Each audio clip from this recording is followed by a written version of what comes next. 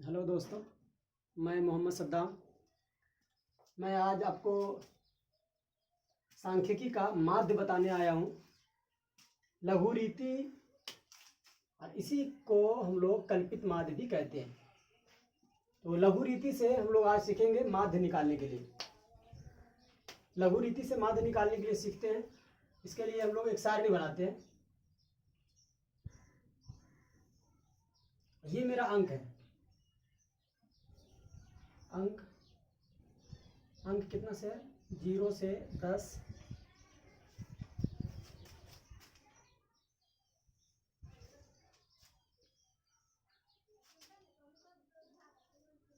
10 से 20,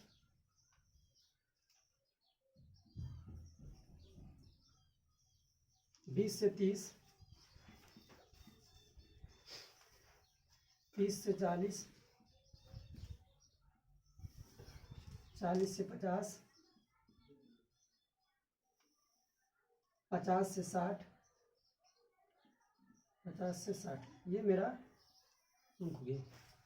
और अब लोग ये अंक है तो इसमें हम लोग x निकालने के लिए आराम से सीख सकते हैं, क्योंकि x जो होता है वर्ग चिन्ह होता है। वर्ग चिन्ह बराबर होता है निम्न सीमा प्लस उच्च सीमा,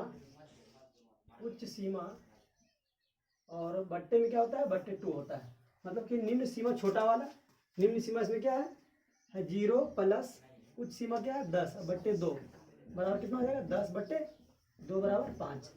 तो हम यहाँ निकाल देंगे वर्ग चिन्ह को हम लोग शॉर्ट में x भी कहते हैं। वर्ग चिन्ह निकाल लेते हैं। तो निम्न सीमा इसमें क्या है? निम्न सीमा 0 प्लस 10 बट्टे 2 बराबर कितना आ गया है? 5। ये आ गया मेरा 5। इसमें निम्न सीमा कितना है? इसमें निकाल रहे हैं 10 प्लस 20 बट्टे 2 बराबर 30 बट्टे 2 बराबर कितना आ गया है? 15। तो इसमें कितना आ गया है? 15। दोस्तों जब भी ऐसा आएगा तो देखते हैं कि 10 10 10 का अंतर जा रहा है, तो यहाँ भी 10 10 10 का अंतर जाएगा। 5 और 10 15, 10 25, 25 10 35, 35 10 45, 45 और 10 55। इस तरह से हमारा वर्ग चिन्ह निकल गया है। वर्ग चिन्ह निकालने के बाद हम लोग बारंबारता लिखते हैं। बारंबारता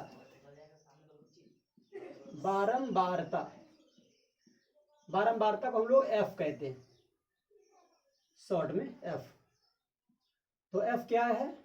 12, 18, 27, 20, 17 और 6 है। ये मेरा है बारंबारता दिया हुआ है। यहाँ के बाद हम लोग सीखते हैं, जो सीखना है ये लघु रीति में। लघु रीति हम लोग निकालते हैं, एक सूत्र होता है लघु रीति से कि माध्य बराबर किस नियम से? कल्पित माध्य या लघु रीति से। हम लोग कल्पित माध्य भी लिख सकते हैं। कल्पित माध्य से क्या होता है? a plus sigma F D बट्टे सिग्मा एफ। ये मेरा सूत्र होता है। तो इसमें देखते हैं कि हमको जरूरत क्या क्या लग रहा है। एक जरूरत लग रहा है ए क्या है ये हम बताते हैं अभी। सिग्मा एफ डी, फिर डी इसमें नया आया है, जो कि हम लोग पिछले वीडियो में देखे थे कि माध्य निकालने के लिए सिर्फ सिग्मा एफ एक्स बटे सिग्मा एफ लगता है, लेकिन यहाँ डी लग रहा है और ए ये नया आ रहा है। तो इसलिए हम लोग देखते हैं कि ए इसमें क्या होगा। तो ए जो होगा, यहाँ होता क्या है कि यहाँ डी जो है, डी बराबर निकालते हैं। तो डी बराबर होता है x माइनस ए क्या है? ए हम लोग चुनना पड़ता है, मानना पड़ता है कि इसमें इस वर्ग चिन्ह में से किसी को भी इसको किसी को एक ए मान लेते हैं। मानना पड़ता है। चलिए हम मान लेते हैं कि इसमें ए जो है ये 25 को मान लिए, ये 25 को ए मान लिया। हम लिख भी सकते हैं ऊपर में कि यहाँ ऊपर में लिख भी सकते हैं कि माना कल्पित माध्य ए बराबर 25। ये मेरा कल्पित माध्य, यही कल्पित माध्य है। तो यहाँ मान भी सकते हैं ऐसे कि माना कल्पित माध्य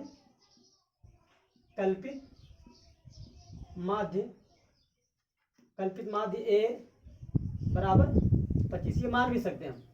तो चलिए हम कल्पित माध्य को ए को हम कितना मान लिए 25, तो लिख सकते हैं या बराबर में x माइनस 25 यहाँ लिख सकते हैं। ये मेरा हो गया डी निकाल रहे हैं। ये क्या निकाल रहे हैं? डी निकाल रहे हैं। और ये डी निकालने के क्रम में हमको ए पता चल गया है कि ए हम क्या माने। ये हम 35 भी मान सकते हैं, 15 भी मान सकते हैं, लेकिन हम यहाँ क्या मान लिए हैं? ए बराबर 25 माने। तो यहाँ करना क्या है? x में से ए को घटाना है। मतलब क्या, ये इस घर के लिए x क्या है? 5 है। 5 माइनस ए यहाँ क्या माने? 25। तो 5 माइनस 25 बराबर क्या हो जाएगा? -20 हो जाएगा। तो इसमें इस घर के लिए डी का मान कितना आया? -20 आया है। इसके लिए हो जाएगा 15 माइनस 25 बराबर क्या हो जाएगा? हो जाएगा -10। 25 में से 25 घटेगा यहाँ, इसके लिए 25 माइनस 25 बराबर क्या हो जाएगा? 0। यहाँ हो जाएगा 25, 35 माइनस 25, 35 माइनस 25 बराबर कितना हो जाएगा? 10। यहाँ हो जाएगा 45 माइनस 25 बराबर कितना हो जाएगा? 20। और इसमें हो जाएगा 55, 55 माइनस 25 बराबर कितना हो जाएगा? यहाँ हो जाएगा 25 घटाएंगे तो हो जाएगा 30। तो ये मेरा निकल गया हर घर के लिए। इस घर के लिए डी का मान -20, इस घर के लिए डी का मान, ये डी है, ये जो निकाल रहे डी निकालने के लिए क्या तरकीब है? x माइनस ए मानना पड़ता है। इसी x के वर्ग चिन्ह में से किसी को एक मान लेते हैं, किसी में से ए, इसको मान सकते हैं, इसको माने, हम इसको भी मान सकते हैं, इसको भी मान सकते हैं। मतलब ये है कि हम चाहते हैं कि बीच वाला हो, ताकि बीचों बीच में रहता है तो थोड़ा सा कैलकुलेशन आसान हो जाता है। तो ये d बराबर निकाले x माइनस ए लिख सकते हैं, या हम x माइनस डायरेक्ट लिख सकते हैं, x माइनस 25 भी लिख सकते हैं। हम ऐसे लिख दिए दिखाने के लिए कि a बराबर यहाँ 25 लिए हैं। उसके बाद तो ये मेरा हो गया, d निकल गया है। d निकल गया तो उसके बाद हम क्या निकालते हैं? F D. ये हो गया है सिग्मा एफ डी। तो ये f और ये d गुना कर देते हैं, f गुना d, एफ डी निकालते हैं।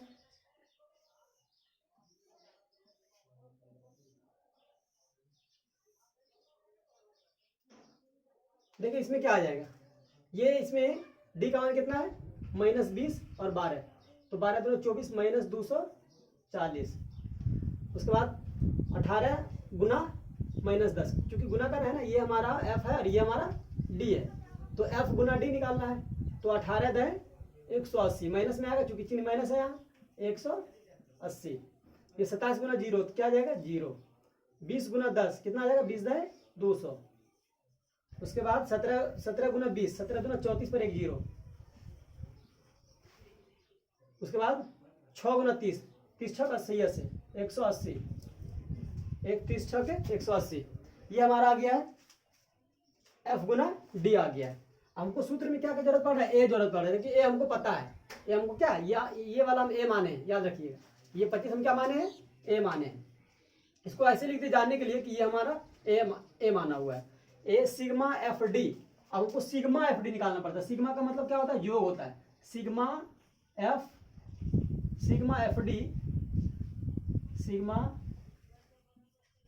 डी बराबर, हम देखिए जोड़ते कैसे हैं, माइनस माइनस को एक साथ जोड़ दीजिए और सारे प्लस को एक साथ जोड़ दीजिए, क्योंकि ये हमारा ऋण है और ये हमारा धन है। धन में से ऋण को बाद में घटा देंगे हम। तो ये ऋण वाला कितना आ गया है? ऋण वाला आ गया है 0 और 4 12 2 बाकी 1 3 और 1 4, ये हमारा ऋण का है। उसके बाद धन वाला कितना आ गया है? धन वाला आ गया है 0 8 4 12 2 बाकी 1 और 1 3 3 6 6 और 1 7, 720 धन वाला है। धन में से ऋण को घटा देते हैं, 420 को क्या करते हैं? इसको घटा देते हैं। 0 0 यहाँ आ जाएगा 3, मतलब कि धन में आया है 300। ये मेरा है 300। सिग्मा एफ डी का मान निकल गया है। चलिए सिग्मा एफ निकालते हैं। सिग्मा एफ क्या हो जाएगा?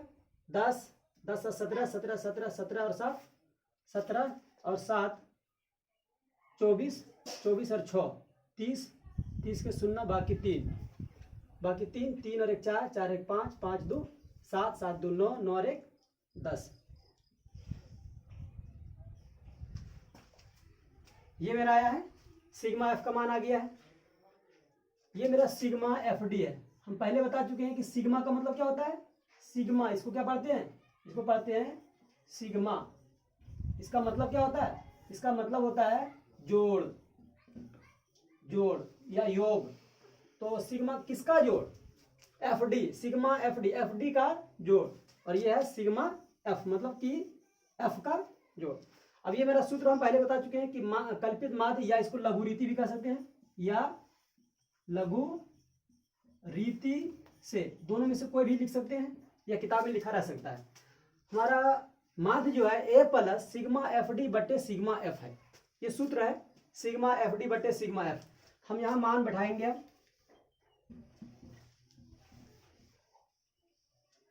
ए का मान कितना है, ए का मान 25 माने हुए हैं, यहाँ लिख देंगे